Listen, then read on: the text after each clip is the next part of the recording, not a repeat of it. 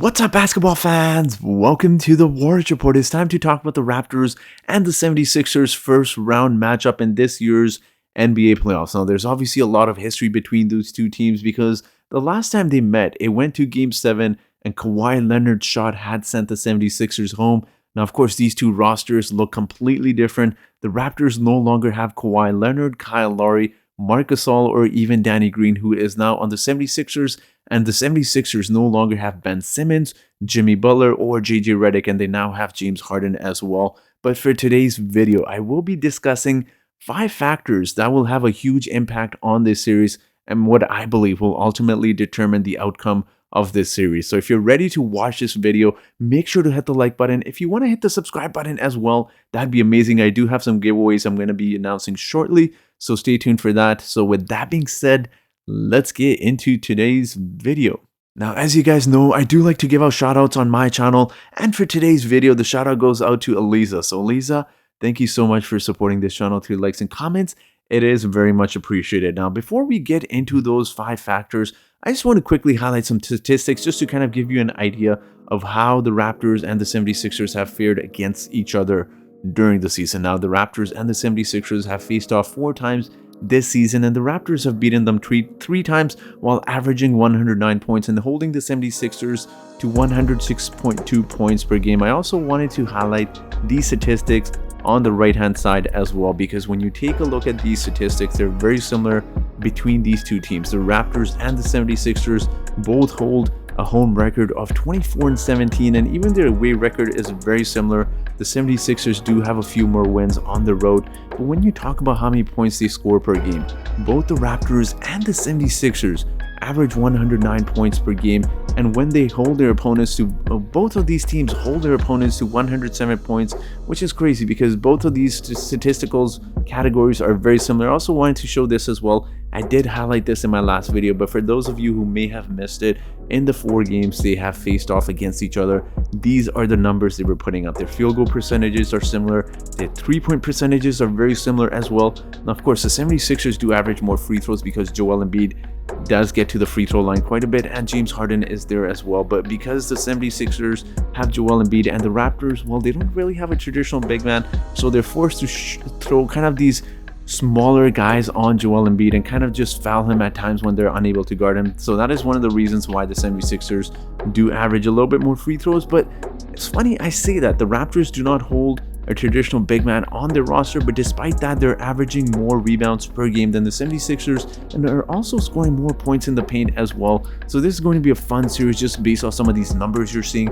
As Shaquille O'Neal said, he said that the Raptors are going to get swept. I don't believe that is the case because these two teams match up very well, and I think it's going to be a competitive series, and definitely it's going to go to at least 6 or 7 games. Now let's talk about factor number 1 in this series, and that is Matisse Thybulle, who will not be eligible to play in Toronto during game 3 and 4, and if it goes to 6, which I believe it will, because he is not vaccinated, he cannot even enter Canada. So that is going to be huge for the 76ers because he is their best wing defender, but also their better defender overall. In fact, when you take a look at these statistics for the 76ers and how well they play without Matisse Thybulle this season, it does not look good. Without Matisse Thybulle, they are 8-8 in the 16 games he has not played, and they also allow 109.3 points per game, whereas with Matisse Thybulle, they own a record of 43-23 in the 66 games he has played, and also only allow 106.8 points per game. Now, looking at the points allowed per game, that is a huge differential. It may not seem like a lot, it's nearly 2.5 points per game, but as Philadelphia 76ers fan, how big of a difference those 2 points can make when Kawhi Leonard had made that one basket, which ultimately was a deciding factor in that series. So I think that is huge loss for the 76ers as he is their best defender, and that's going to definitely have a huge impact on this series as well. But let's talk about factor number 2 that will determine this series, and that is Joel Embiid. Now, Joel Embiid has had a history with the Raptors where he has really struggled, and in fact he even had one game where he had 0 points. Now, of course, that was when the Raptors did have Marc Gasol and that Marc Gasol is long gone. He is no longer with the Raptors. The Raptors do have a completely different roster, but just in terms of how the Raptors currently are, they don't have a big man on their roster now. As you see there, for the points, and these are the last 2 seasons with the 76ers versus the Raptors, where he has put up some very impressive numbers of 26.5 points,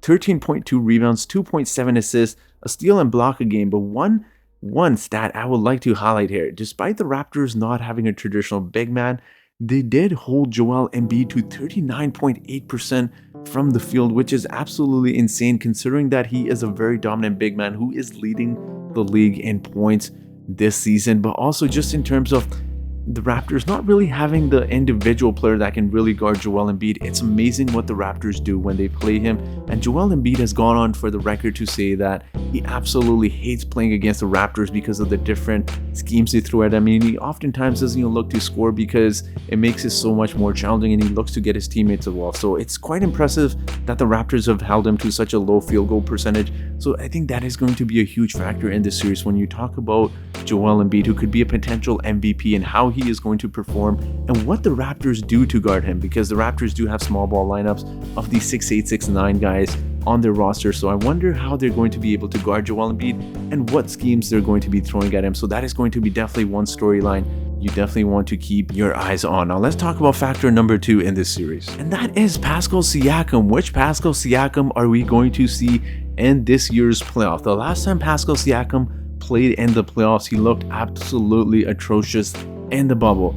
As you see in this picture here, he did talk about his mental health issues and how he wasn't well, and they say a picture is worth 1,000 words, and you can clearly see it on Pascal Siakam's face. Now, he hadn't played basketball at the whole time it was locked down, and I know a lot of people will say, well, a lot of basketball players didn't, so what's his excuse? The reason is Pascal Siakam didn't start playing basketball until he was into his late teens, and also he is a rhythm player who really depends on his rhythm to kind of just get him going as well. And we can't deny the fact that Boston Celtics did play some really good defense on him as well, but I think we'll see a different Pascal Siakam these playoffs because he looks ready, because he has been putting up some really solid numbers against the 76ers in the 3 games this season. So during the 3 games he has faced the 76ers, he has put up 30.3 points, 8.6 rebounds, and 8.3 assists while shooting very efficiently from the field as well.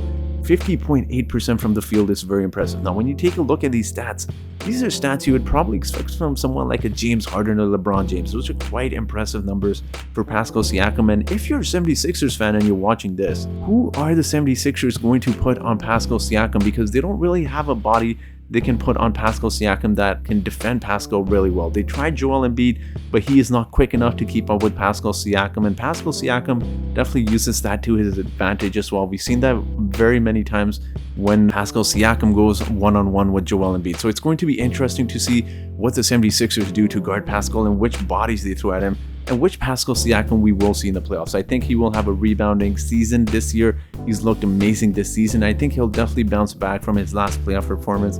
So that is factor number 2. Now let's talk about factor number 3, which will impact this series. Excuse me, I should be saying factor number 4, but coaching is going to have a huge impact on this series, because let's talk about Doc Rivers first. He has been having a very bad playoff run for several years. He has blown multiple 3-1 leads, and there's been a lot of questions surrounding Doc Rivers and his playoff performances and whether or not he is that coach that can take you to the next level. He is a coach that does really well in the regular season and oftentimes just really struggles in the playoffs as well, whereas Nick Nurse is known as a mad scientist on Raptors land, and he has just come up with a lot of different schemes to throw at different superstar players. But the big question with Nick Nurse is, who is he going to target in terms of slowing down, or at least trying to attempt to slow down? Is it going to be James Harden he goes after in this playoff series, or is he going to continue to try and slow down Joel Embiid? It's going to be fun to see Nick Nurse and what schemes he kind of throws defensively, offensively, what he does with the Raptors, and whether or not he is even going to play his bench guys a lot. Now, I say this as a Raptors fan because during the season, this was in the middle of the season where he went with a 7 and 8 man rotation in the middle of a season, several games in a row. He did not play some of his bench guys throughout the whole season at all very much, and even in blowout games he refused to give certain guys minutes. So it's going to be fun to see him and even what guys he uses off of the bench in terms of his 6, 7, and if he even uses an 8th man off of the bench as well. So it'll be fun to see Nick Nurse and different schemes he'll throw at the 76ers. So that is something you definitely want to keep an eye on as well, because he just tried a lot of different things, and it's fun to kind of see what Nick Nurse will do during the playoffs. So those are two things you definitely, two coaches, you want to see how they'll be coaching this series as well. Now let's move on to our last factor, and that is James Harden. There have been a lot of questions similar to Doc Rivers. The same questions have been put on James Harden as well, and I think some of those criticisms are unfair towards James Harden. He did run into two of the greatest rosters, and yes, I'm talking about the Warriors here, without KD and with KD as well. Those two teams, those two rosters he faced several years were just so talented and arguably some of the best teams in the NBA history. So I don't really blame James Harden for not making the finals, but there's also been some questions surrounding him and his performance in the playoffs as well. Now, during the 2 games with the 76ers versus the Raptors this season, he has not looked very good, averaging only 15 points, 6.5 rebounds, but he has been absolutely facilitating with the 76ers, averaging 11.5 assists per game. But again, you take a look at his field goal percentage and 3-point percentage as well. Again, I don't want to emphasize on this too much because it is only 2 games, and it may be that he's still kind of finding his way with the 76ers. And I've always said this time and time again, the season and the playoffs are two completely different beasts. So obviously he has struggles shooting wise versus the Raptors, but the big question will be, which James Harden will we see during the playoffs, and particularly versus the Raptors this season, because they love to throw different schemes at different star players and just kind of throw them off their game. So it's going to be fun to see how the Raptors guard Joel Embiid and in particular James Harden, and what they do to kind of slow both of these players down. So it'll be fun to see that, but I'm very curious as to see which James Harden we'll see. He's obviously not the same player he was on the Houston Rockets, but he's definitely slowed down, but he's still a really good player you definitely want to keep your eye on. So it'll be very interesting as a 76ers fan, but also as a Raptors fan, to see how he'll perform and how that will impact the series ultimately. So those are my 5 factors that I think will ultimately have a huge impact on this series and will become a very determining factor as to who comes out winning this series. So do you agree with some of these factors? Who do you think is going to win during these series? Is it the Philadelphia 76ers or the Raptors? And how far do you think this series will go? Let me know your thoughts in the comment section below. And as always, guys, I do have a trivia question for you today. And that trivia question is, which of these players led the league in 3-pointers made during the 2008-2009 season? So that was a season before Steph Curry was drafted. He was drafted during the 2009 season. So was it A, Ray Allen? Was it B, Mo Williams? Was it C, J.R. Smith? Or was it D, Rashard Lewis? So whoever answers this trivia question correctly first in the comment section gets a shout out in my next video. Now, I ultimately do want to give you my prediction of where I think this series will go. I think ultimately the Raptors will take this series in 6 games. I think the Raptors are very talented. They have the individual players to guard most of the 76ers players. So it'll be a fun series regardless. It'll be fun to see this, and we'll see who comes out on top. But I do want to hear from you guys. Let me know your thoughts in the comment section below. And that will be it for today's video, guys. So thank you so much for watching, and I hope you guys have yourselves a great day.